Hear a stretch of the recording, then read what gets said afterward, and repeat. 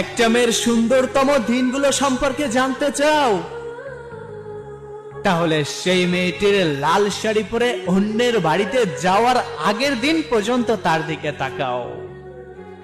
কেউ একজন খুব সুন্দর করে একটা ক্যাপশনে লিখেছিলেন, আমার জীবনের হাসি খুশি তো সেই দিনই বিলুপ্ত হয়ে গিয়েছে যেদিন লাল শাড়ি পরে অন্যের বাড়িতে ঠাঁই নিয়েছে। নারী, তুমি সত্যিই পরিবর্তনশীল। জীবনে 18 বছর কাটানো পরিবার বাবা মাকে ছেড়ে কি সুন্দর করে অন্যের বাবা মাকে আপন করে নিয়েছো।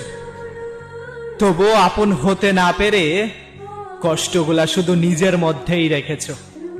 জীবনে সুখী হতে চাও, তাহলে বাস্তবতাকে বরণ করে নাও। আর লোকে বলে, নারী হলে চুপ থাকতে শিখে যাও।